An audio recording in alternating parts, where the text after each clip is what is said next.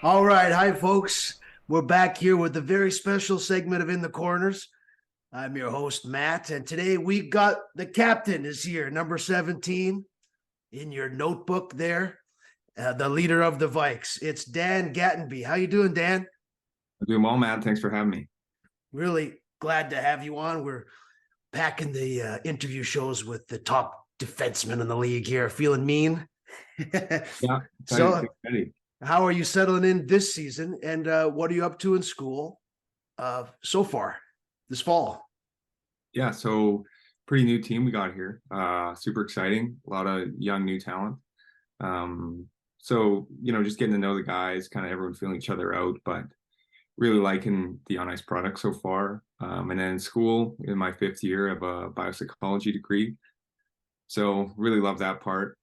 Getting to play and getting to study is quite amazing. Can't really beat it. So yeah, I mean, love doing this. So I'm happy to get going. That's great. You guys have two preseason games under your belt so far. What were some of the goals for the preseason for you guys now and coming into the Edmonton trip? What are a couple things you're focused on right now, Dan? Yeah, like I was saying, pretty new squad. So, you can practice all you want, do the inner squad, but once you get out there and it's full tempo, you really see kind of how guys mesh. And I think a big thing is seeing how all the pieces are going to fit together. And I think anyone knows that the team doesn't really come together until you've had those first games. You face some adversity. So that was awesome. Super proud, impressed with the guys, how they showed up. The drive was there the whole time. So that was good. I think looking forward, going to Concordia, it's going to be a tough matchup. But the guys are stoked. The coach has been doing a great job preparing us. So I'm super excited to get out there. I think it's good to get these leagues kind of playing together. Yeah, it's awesome. Super excited. That's great. So, Dan, how did you become a member of the Vikes hockey program? So I actually knew Brody Jennings we went to OHA back together in high school, I guess, and I talked to him a bit about it, and actually knew of Keenan Eddy through a mutual friend. So I talked to him a little bit, and then yeah, just messaged Al, and was heading over to Victoria. Thought it'd be a good fit. So yeah, I mean, didn't really think it was in my plans, but couldn't be happier to be here. That's great. What are some of the teams you played on and some of your favorite teams you played on over the years? So I played in the Western Hockey League in the BCHL. So I played for Kelowna Rockets, Kamloops Blazers, Tri-City Americans. Played a little bit in the NYMO in my 20-year-old year. Had the chance to play for the University of Lethbridge. It was our last season before the program got cut, but that was quite a good experience. Really, I think found my love for the game again. But I'd say my 19-year-old year in Tri-Cities, we had quite the squad, so it's fun. You make those long playoff runs, play with some amazing players. That's super exciting. But university's great. I think in junior, the schedule leaves a lot of time, and sometimes it's hard to fill that time in the ways that you want to always, and a lot of stress, a lot of travel. University's great because you get to play, but you get to commit to something else. So my time at UVic here has been amazing. Yeah, wouldn't trade for anything. That's great. What was it like for you to move around from team to team as a late teenager? Yeah, it's always a change. I mean, my second year at UVic, I think, was my first time going into a training camp as a returning player. So, in the moment, it's nerve-wracking, it's a little scary, but it all adds some resilience and some character. I have opportunity to meet so many different players and coaches throughout the years that I think that helps when you can see the good and the bad of different environments. But having a bit more stability here, I think, has been good. Certainly nice to come back and see some familiar faces. Build those lasting friendships and relationships. It's been awesome. Yeah, now I know that you guys have a tight team and tight friendship. But I'm wondering, over the years, did you play with any teammates that stood out to you as mentors of the team? I know this year and last year you're wearing the C for the Vikes. Now, over your time in your teenage years, was there a captain along the way that meant a lot to you as far as their leadership qualities go? Yeah, fortunately, I had the opportunity to play with my brother in Kelowna and Kamloops. Um, Huge mentor to me growing up. Great example, both on and off the ice. And at the time, I think you don't realize how much you really learn from them. But that was like I saw Lyndon and Dustin get to play together last year, and I knew how special that was. And for me, I think having the chance to play with him, like exceptional work ethic, exceptional attention to detail. He really cares about his teammates and his players. Off the ice, like certainly leads by example. His university experience too, like kind of paved the way for me. So heading into my first year of university, I knew what was possible, and he really helped me a lot. Yeah, can't say enough about him. Definitely my greatest role model in that regard. Which team did you play together on? A little bit in Kelowna, and then a year in Kamloops together. Okay. Well, right on. Yeah, but I was wondering about your hockey life growing up and who your heroes were. You got to play a lot with your brother, I bet, over Yeah. the years. Yeah. Now, where does he live now? Are you in touch?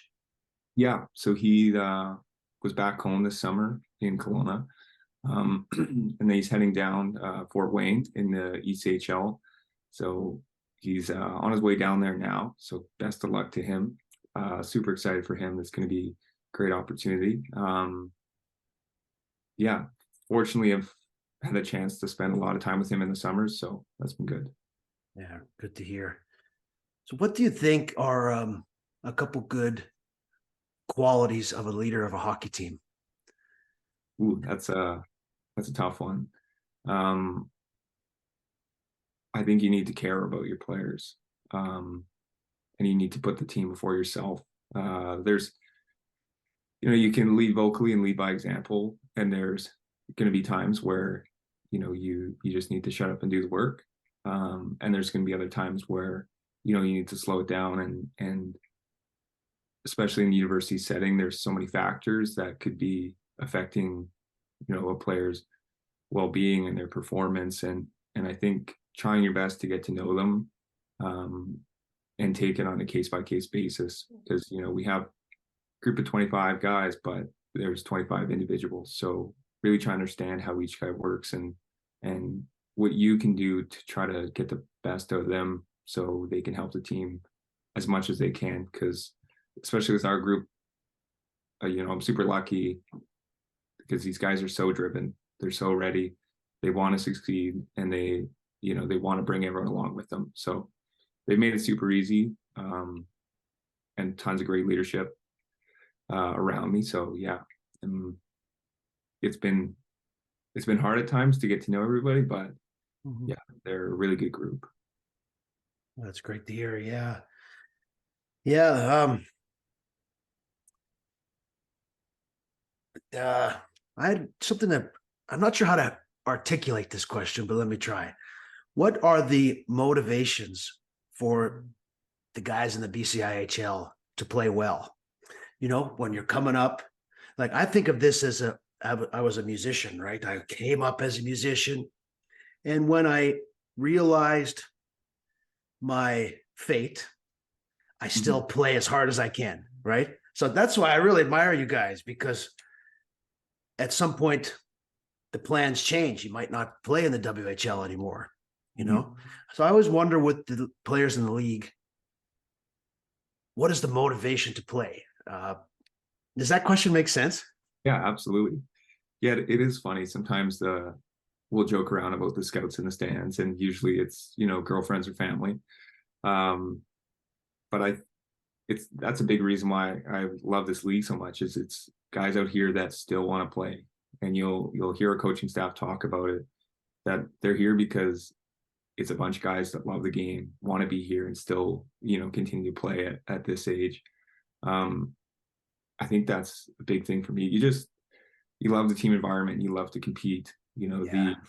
It's getting better every year, and I love it because you go out there, like you saw the games against VIU, super competitive, and it gets intense. And it's nice to go, through your academic week, but then to get out there and you've put so much time into this game, and to get out there with your brothers and just compete, I think, is that release that everybody loves.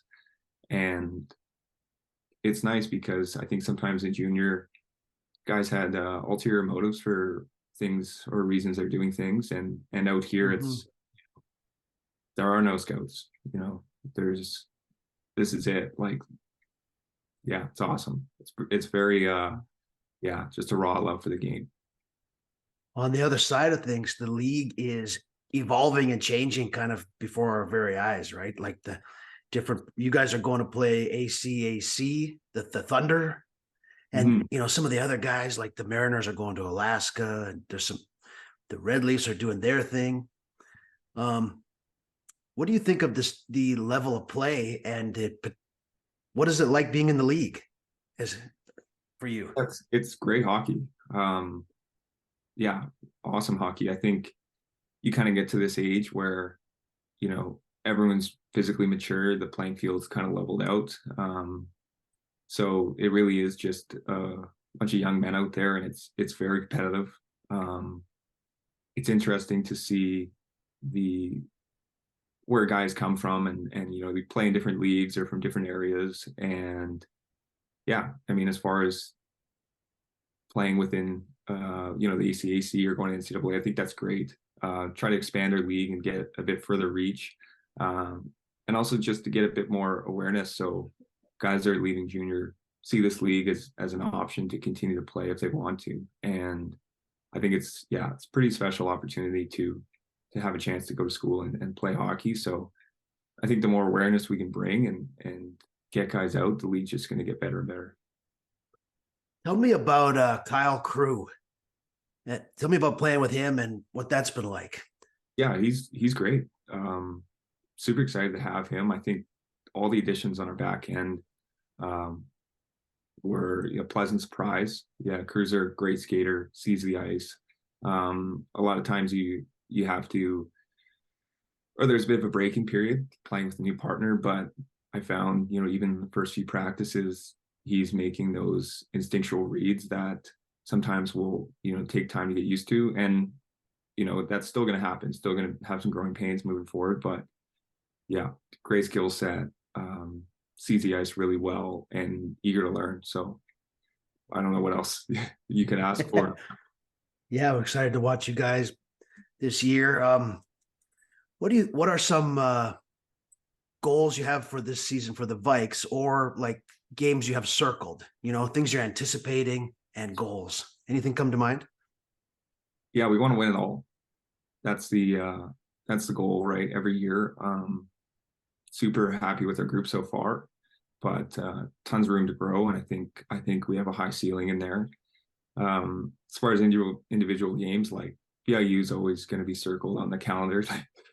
Mhm. That's a great rivalry. Love playing them. But honestly, like every game's pretty tight, so it'll be exciting. Always nice to be able to go back to Kelowna, play in front of my family. So those are good. Yeah, I think going to Concordia will be a nice experience. We had a chance to go to Oregon last year, and that trip really brought the team together. So I'm hoping this weekend we'll have a similar effect. Get the guys out there and yeah, play some good hockey. That's great. Well, I see that Reese is here, the other host of In the Corners. How you doing, Reese? You can hop in anytime if you got a question. We got 17 here, Gatenby from the Vikes. You've heard of him on your fantasy team. Absolutely. No, I had a Good to little see bit you, of a buddy. busy day. Yeah, Yeah. it's good to see everybody. I'm glad I got to hop in before the interview caught to its end. But no, it's good to be here. I have a couple questions for Danny here. I've been doing the commentary for the last 3 years, so I've kind of seen your progression as a Vikes player. So yeah, looking forward to it. I see that you got through a lot of good questions so far. I just kind of wanted to wait to jump in. Didn't want to, throw off the mojo and the momentum. You know what I mean? So We got you, buddy. yeah, but right off the bat, I kind of wanted to go back in time, talk about the 2015-16 season and the 16-17 season where you were with the Rockets and the Blazers. So obviously it must have been something to play for that hometown team in Kelowna. That must have been, something that just everybody dreams about, especially in the hockey world. But my biggest question when it comes to the Rockets team is you played with Dubé and Cal Foote. Those are two guys that I'd say they had some excitement built up in the draft, but nobody kind of expected, especially Dubé, to kind of pop off the way he did in the NHL. And I just wanted to ask you, like, was there anything that separated him, or maybe didn't? Maybe something that was ordinary. What was your kind of breakdown of a guy like Dylan Dubé? Yeah, it's interesting. I actually grew up knowing Dylan quite a bit, so always kind of knew, he's quite the player. I think the big thing with him is his work ethic. Always training, always in the gym. His skating is world class, as anyone knows. That really drives your game. But very competitive guy, and coming in, he just come off pretty big 16-year-old season, and I think he felt some pressure, but it was awesome to see how he progressed. But yeah, phenomenal work ethic and just a crazy skill set. So yeah, same thing with Cal, like big body, great skater.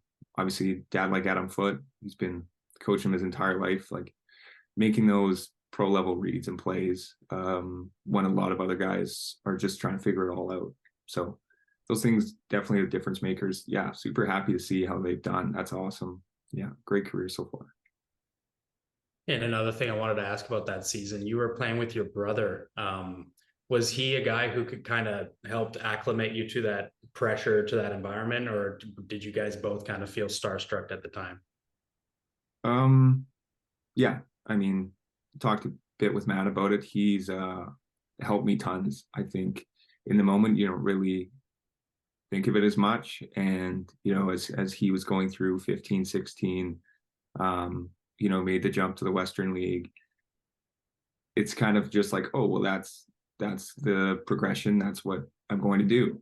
So I think at the time it's just kind of the standard's been set, and follow it.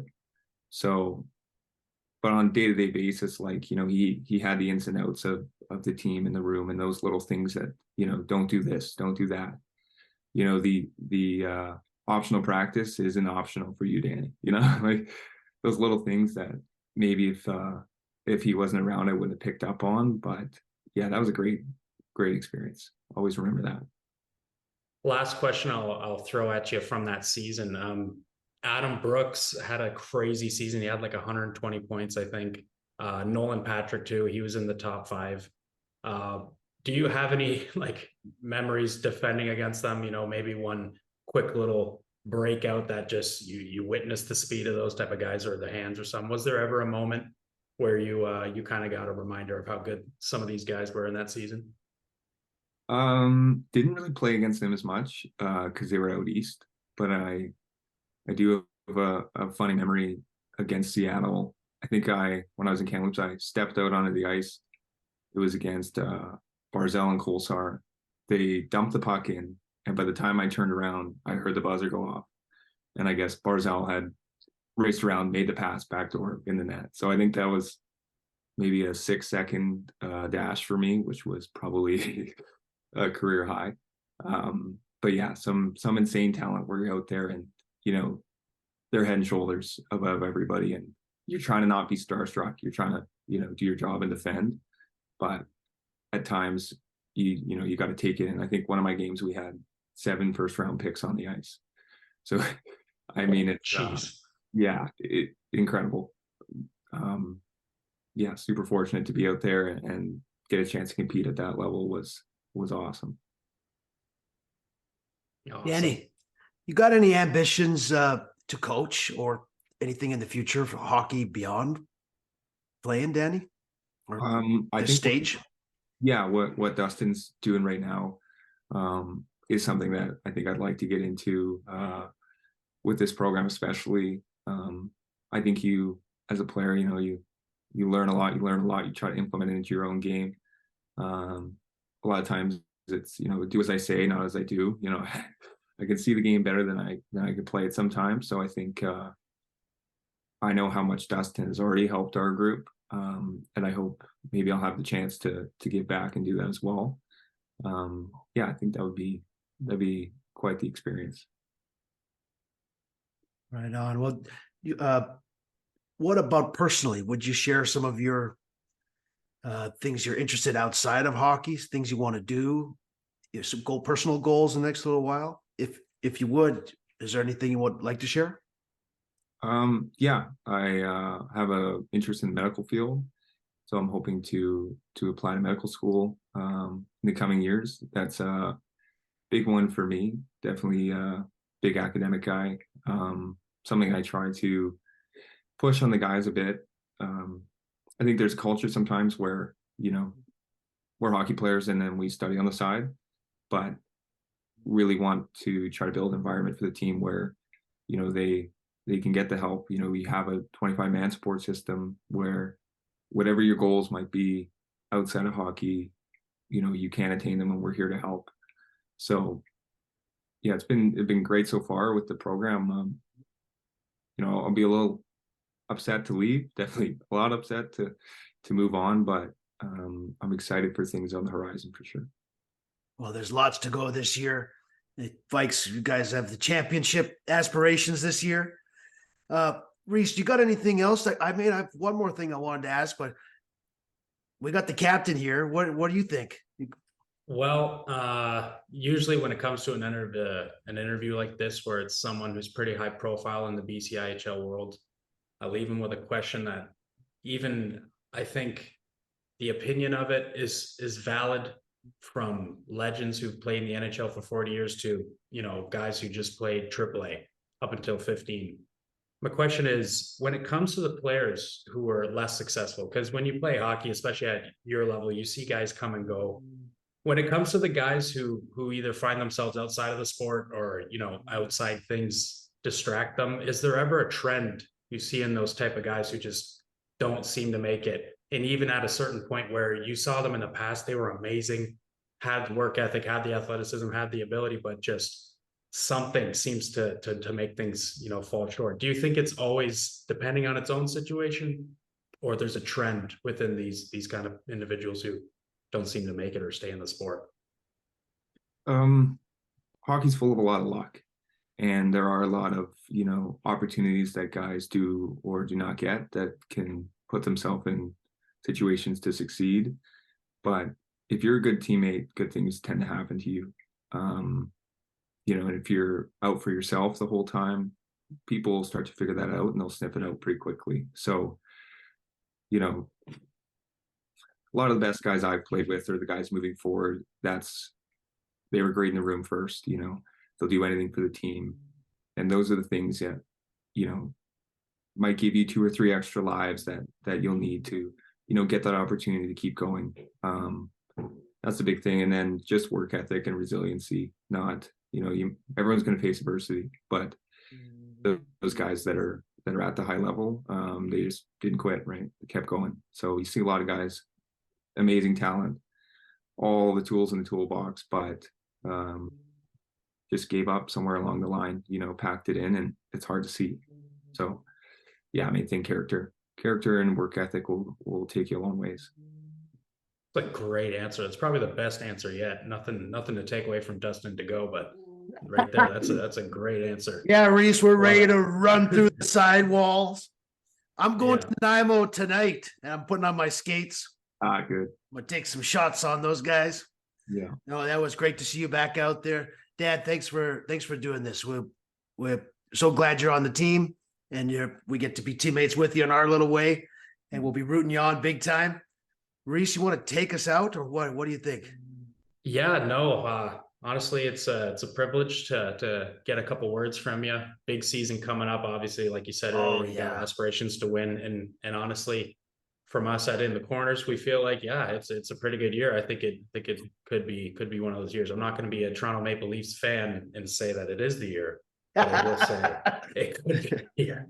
I would say it looks good. So yeah, we wish you the best, and yeah, man, that we're rooting for you, and we're gonna talk about what we see on the ice, and yeah, whoever wants to hear can tune in, type thing. So yeah.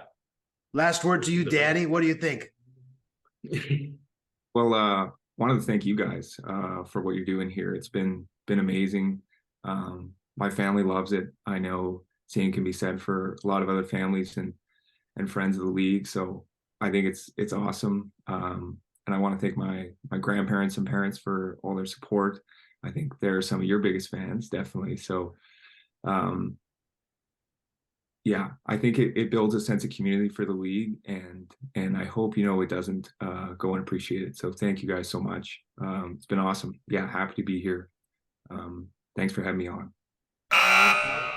Yeah, I'm going right into recording. I think we should keep that, just the hockey juice is flowing. We got to keep it all going. Let's do it. Yeah, we just, as you could tell, because the editing is going to be just flawless. That was the Dan Gatenby interview. We're gonna throw that right in the beginning. Nice. I feel like we got to do the intro with just the interview. You and him chop it up, because everybody in the Corners world wants to hear the Dan Gatenby interview. It's been awaited. Dude. It's one of the most long awaited things to come since Christ. Exactly. Anyhow, but let's get into it. What do we got? So you were lucky enough to witness in person the Vikes' first preseason game. Yeah, man, they played 2 against the Mariners. That was, when was that? That was like 10 days, 2 weeks ago already, something like that. Yep. I went down to both games. We had a broadcast on YouTube, and then I went down to the Nanaimo one. So yeah, the Vikes and the Mariners, they were in action there. Then of course this week it was the Vikes played SFU. I mean, sounds pretty action-packed to me. I don't know about you, but yeah, we saw the Vikes look kind of great, kind of amazing. They got a 5-0 win over SFU, and we have a very interesting topic to go over, if I'm not mistaken, Matt, about this SFU team situation that we have brushed over, but we got more details now. Yeah, we tried our best here to get all the facts straight. Let's take another shot at it here. SFU, they're doing something super interesting this year. They're doing 2 squads. Now, one squad will be for their travel and their home games that are non-conference. That'll be some of the players that we are familiar with. Like Parkhouse, he scored a big goal yesterday against Briarcrest. So it's players like that. They're on the non-conference team. That's like their team 1. And then their team 2, that's the BCIHL team. That's essentially like a expansion team. It's all new players. There's only Wagner and I only recognize 2 players, Wagner and somebody else. I can't remember, but we're going to get to know them. Don't worry. We'll do a little show on them, get to know you guys. Oh, yeah. So that was the expansion team playing against the Vikes this weekend. Does that make sense, Reese? Yeah. So my understanding is the players, I had this wrong. The players can't go from team to team. So it's not like they can, Hilton can jump from team to team, or for example, which I didn't know that. That's what I learned from the SFU broadcast the other day. So 2 SFU teams, they're on fire. They're on fire. Yeah. Yeah. So that's a very interesting situation. Oh, by the way, they're going to play Michigan right away here. I think it's next weekend. Wow. That's a whole show in itself, right? Oh, I mean, wow. I'm sure that'll be streamed on YouTube if people are interested in that. That is amazing. I'm sure, maybe, hopefully. I don't know. A lot of those college games are a little iffy when it comes to the NCAA stuff.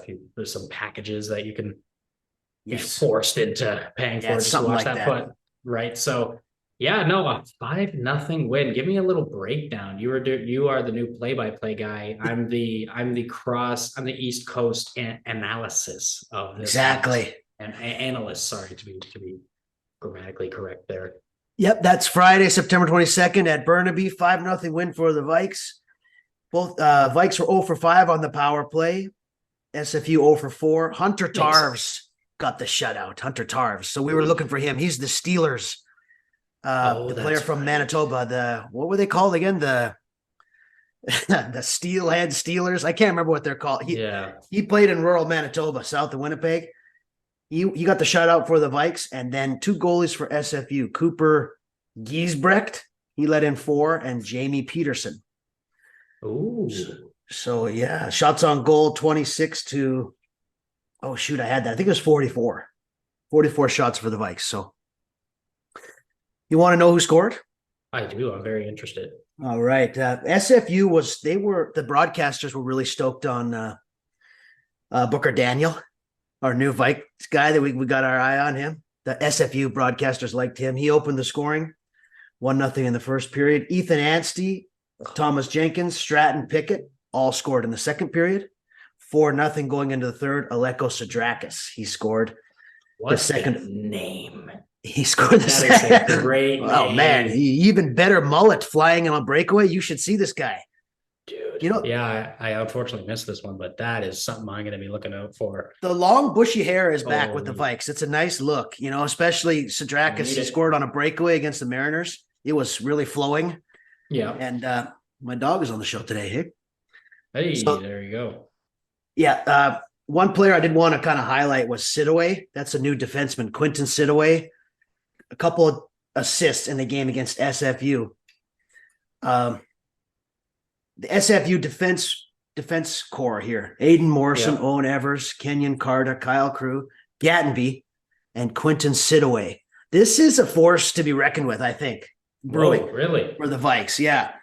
So that's some analysis. What do you think about all that? All those facts there, Reese?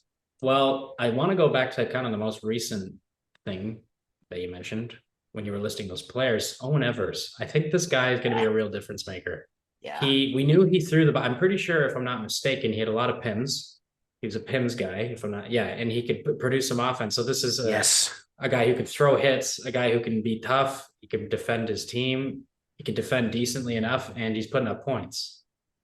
All of that seems like a guy who just slides right into the defensive court. No problem. No questions asked. So yeah, you're right. When we're looking at it that way, I know Morrison, we know he's trustworthy. We know he skates great. We know he moves the puck great. Yes. You put this new guy Evers in, and then I have nothing, beforehand that I could give any realistic prediction on this Cards guy and Sidaway. We looked at the stats. We did the breakdown a couple episodes ago, but I didn't know what was kind of going to Carta, third pairing. Sorry to Carta, you remember Kenyon Carta? He's back. Oh, I'm reading that wrong. That's Kenyon. Yeah, Carter. no, that's a great player. My notes are all, half of them aren't spelt right, so I beg your pardon.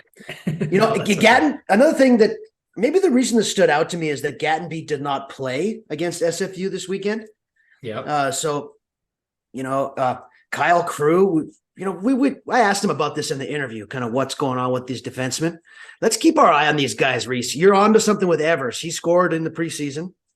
And you're on to we got our eye on this defense core. How is that going to play out, against the Mariners and the Lakers this season? Oh my Lord. We're just doing, if you're watching on YouTube, it's just Pet Central right now.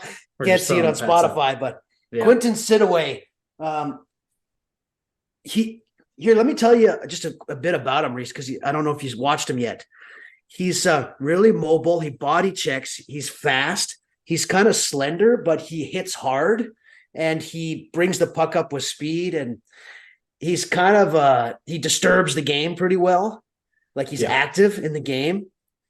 He is. Kind of a wild child defenseman.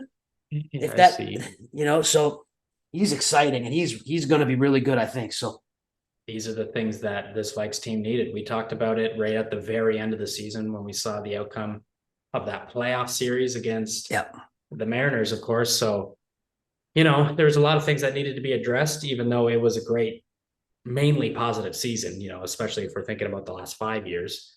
But we knew what needed to be addressed. This was one of the things. We needed defensemen to come in and just improve strength and bolster that lineup. And because there was a big question mark at goaltender, right? So Yeah. Let's get into that a little bit. So you quickly brushed over Tarves. I kind of want to know a little bit more. What looked good about him? What did he show you? Did he seem like this is my spot, or did he leave room for competition? Well, so far, Parkinson played fantastic against the Mariners. Drapeau played well, but left with an injury. And then Tarves got the shutout against SFU. So each goalie getting some action. Tarves looked very solid in the net. A lot of the Vikes defense kept the scoring chances not looking too dangerous, but still you throw up a goose egg, you're in control of the game. So that's a great sign for Tarves. It looks like it's going to be between Tarves and Parkinson, but you never know. Drapeau is the returning goalie, and he's the 3 wins against the Mariners. That's nothing to shake a stick at from last year. Yeah. So we'll see. They also got Eric Clark, he's a little bit injured, but he's a star goalie in his own right, but he hasn't appeared yet. Okay, so we're yet to see him. Give you a little context of the Vikes goaltending so far?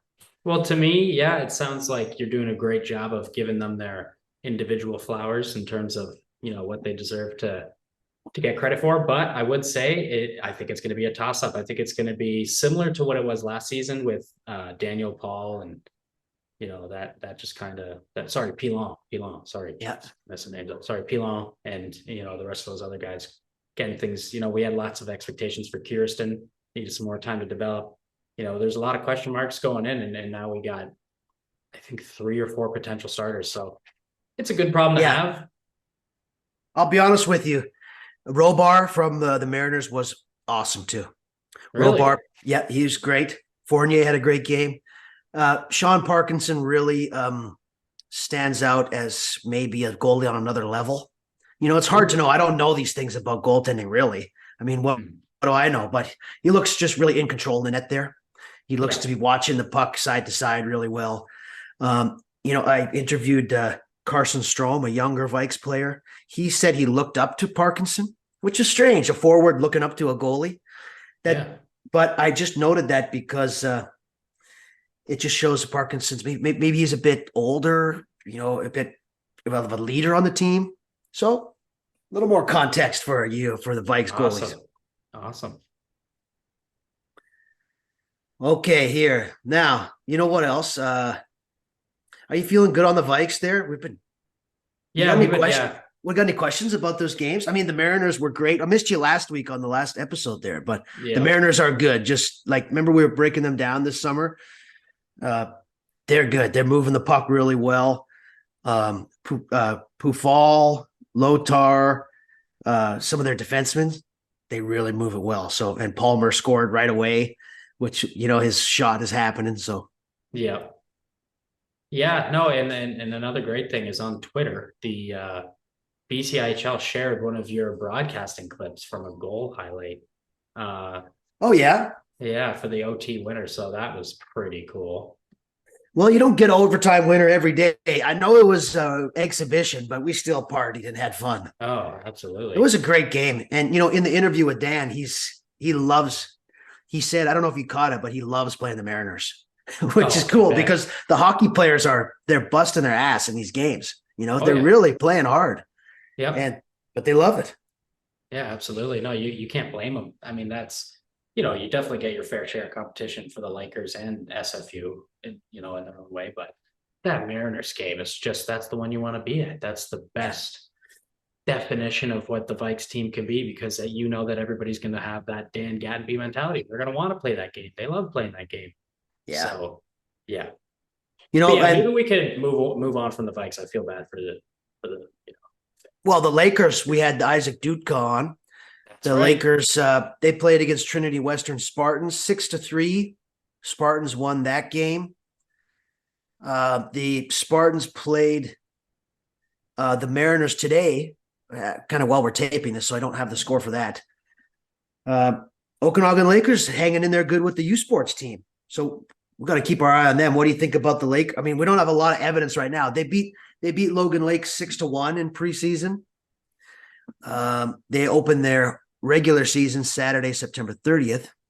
You got any vibes for the Lakers? I mean, with SFU changing, a lot of things are up in the air this year. If SFU is going to be an expansion team, what do you make of it, Reese?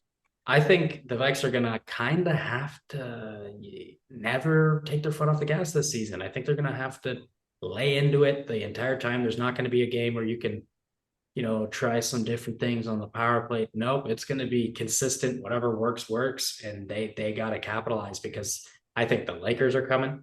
I think the Mariners are for sure going to be right there, right? And maybe this SFU expansion team gives a different look in a couple of weeks. That SFU logo's definitely got some magic to it for the last couple of years, to say the least. So let's not walk into this thinking they're another Logan Lake type, even though you could kind of, just based on the situation, you can kind of define it that way. But yeah, it's gonna be game in, game out. There could be situations where they play the Lakers a couple times, the Mariners a couple times, and then they run into a Logan Lake situation. They're like, oh, okay, let's flip, take a couple guys out of the lineup, rest them, try a couple other guys, and the next thing you know, you get like a 2-1 loss. So there's lots of things that can go wrong, right? So Vikes kind of have to be going 150% the whole time, and can they do that come playoff time to produce something different in terms of outcome in the playoffs? Yeah, nice to see the Vikes fill the net a bit against SFU. Yeah, like you mentioned, Reese, having their top scorers from last year, I think 7 out of the 10 top scorers from the team are gone. So, but good to see Anstey, Jenkins, Pickett, the whole crew kind of getting in the score sheet, because you're right, the games against the Mariners, they were low scoring and tight. Yeah. SFU, their BCIHL team is going to be coached by Mark Soares, and he's a legendary player. We're going to get into SFU more and get to know these guys more. The BCIHL team, assistant coach Brian Stewart. So I think Mark Coletta is going to take the non-conference team, and then Soares and Stewart will take the BCIHL team. And you're right, Reese. You never know with this expansion team.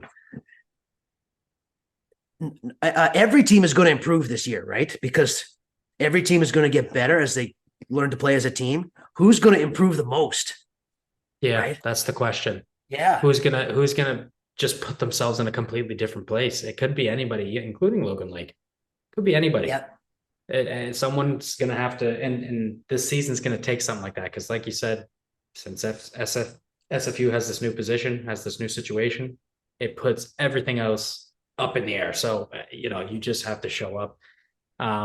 It's an interesting season right off the bat. I mean, you could say that like it's things have just kind of went from, everybody adding players, and then big bomb in terms of news, in terms of predicting the outcome of the season.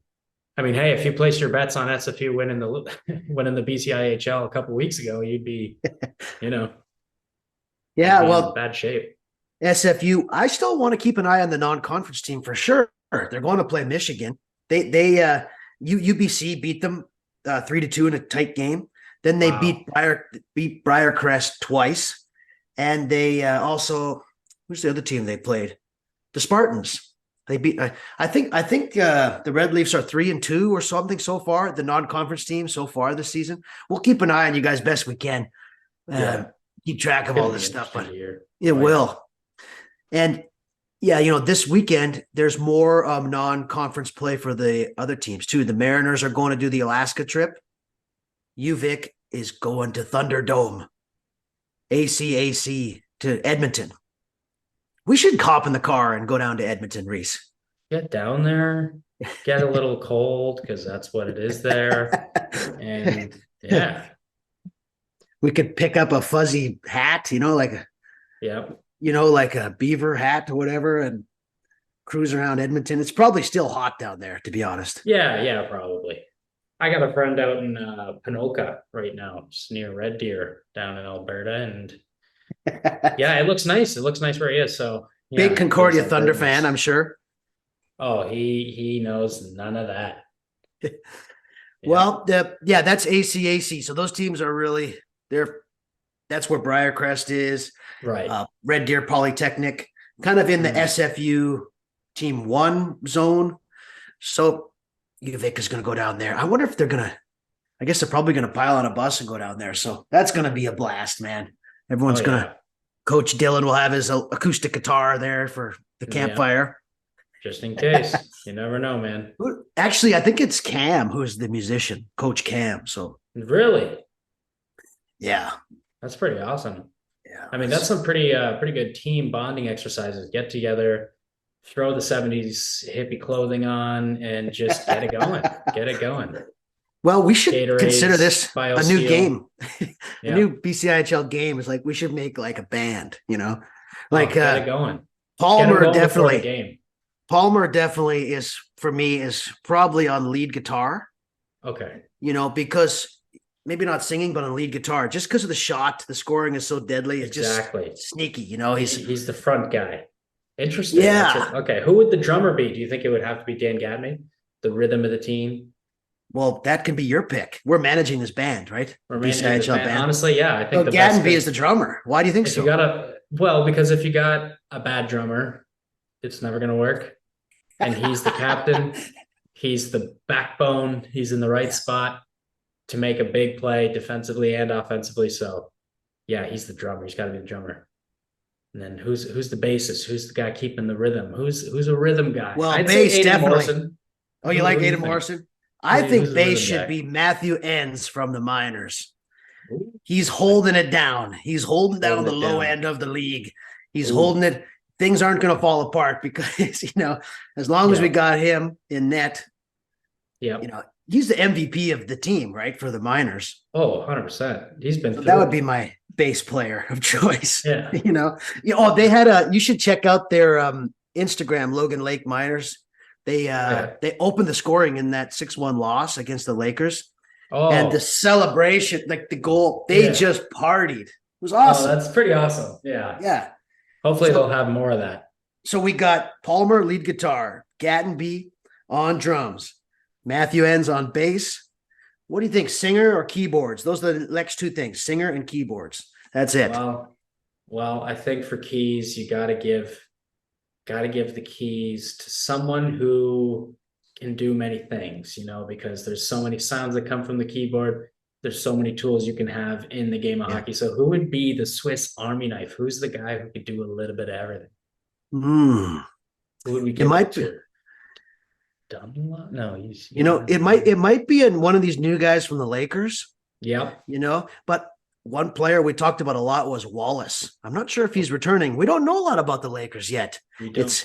You know, their keyboardist sample of the BCIHL is going to appear from the Lakers here, I think. Okay. There was one guy there, Isaac Dutka brought him up in the last episode. His first name is Colton or Colt. Maybe that is going to be our keyboard player. One of these Maybe new that'll be the keys guy. Lakers forwards. Well, who do you think is going to be the singer to finally create this? Well, I got someone in mind. I'm curious. My singer that came to mind is kind of strange. know But what? who you got for singing? Maybe our band has two singers. Maybe it could be that situation. Was that ABBA? ABBA had a situation like that. Yeah, it's like a ABBA or Spice Girls kind of vibe. Okay. Well, Okay, is it gonna be Owen Evers? Is he gonna be the guy who makes noise? Is he gonna be the guy Hell who's yeah. loud, offensively, defensively, aggressively? You know what I Yeah. mean? All of these important facets of the game that you need to find consistency in. Is he gonna be that guy? Is he gonna be the singer? Is he gonna be the front man, but playing deep, so in the back, but the front man nonetheless? that's beautiful. I love that choice. I could see him wearing a cowboy hat and just, Oh, you know, kind of a stampede kind of singer almost, you know, yeah, man. like a country singer. Okay, well, who's going to sing? I got two lead singers. The first singer is going to be Buddy Johnson Buddy Johnson or Parkhouse. Those are our favorite Red Leaf players from last year, and they're going into the new league. But I still want them to sing in our band because they're the models of the Red Leaf program, you know. Yes. So, you know, we like their And style. it's a good chance. It's a good opportunity. It's a great situation. I'm not going to lie. If I was a hockey player at SFU and I found out that there was another team opening, I think I'd tie the skates back up and try to get into shape and really get into that, because that is an opportunity for your everyday student to step onto a program that is great with a good purpose, have some fun. Maybe you're that good. You bring that team to unexpected lengths based on how they look and imagine that story, right? So if this somehow gets to the ears of SFU students that have not yet tried out for the hockey team, I don't know if it's too late, or it probably is. That's a good point, man. Yeah, like Because they got good coaching, they're ambitious. They, Yep. if you're not on the team this year, maybe next year you're on the A team. Yep. Hey, one more thing as far as the band. Okay. We could have Sidrakis with that hair, but Ethan Ethan Anstey and Schofield for the Vikes. These are two of my kind of favorite new players right now. Yeah. I mean, they're playing with Jackson Egan, who's on a mission. But Ethan Anstey and Schofield, these guys they might kind of warm up the pipes a little bit, Who knows what genre, who knows where the singer is going to take the band, Yeah. That's the thing about a singer. They could really take the band in a new direction. Oh, that's very true. Yeah, Axl Rose did that. Do you know any new bands, Reese? I wonder. You're like a 70s guy, right? I was born 90s. In 1919. But no, honestly, you just got to use you got to use the best example, and that's what they did there. But yeah, no, this is an exciting year for the Vikes, and just kind of going back to what has been emphasized multiple times. The change to the SFU situation just adds excitement. And I feel like if you were debating on coming to a Vikes hockey game, now's the time the debate stops. You got to get there. You got to see the situation. This is a Vikes team that could be winning it all. And why would you not want to see your university or your local college or just a beautiful place on earth come there, support a hockey team that has a mission that could very well be accomplished. So, I just had to leave him with that. Love it. Good luck to you, Mariners. You guys are going to Anchorage, Alaska, NCAA. Safe travels, and remember to bring us back some waffles, right? That was the deal. Ooh. And then, our Vikes are going to Edmonton. By the next show, we're going to be talking about that, kind of breaking that down. What do you think, buddy? What you got? Take us out of here, man. Let's hit the song on our BCIHL band. All right. Oh, you know what song it would be? I don't want to be basic, but I'm going to have to be. It's got to be Living on a Prayer. Everybody wants, we're halfway there, right? These are important lines. These are important, relatable things. Yeah, no, this is every team in this BCIHL situation for the 2023 to 2024. It's weird saying that. 2024. Wow. Yeah. So this is the situation. It's all changed based on how the mentality was about 2 months ago compared to now. So guys and gals, everybody tune in. It's going to get just wild. All right. Let's meet back next week, talk about all the games, maybe get into some more SFU facts, and of course, our Vikes. Take it easy, BCIHL, folks. Thanks for having us out. Keep it See you, wild. pal.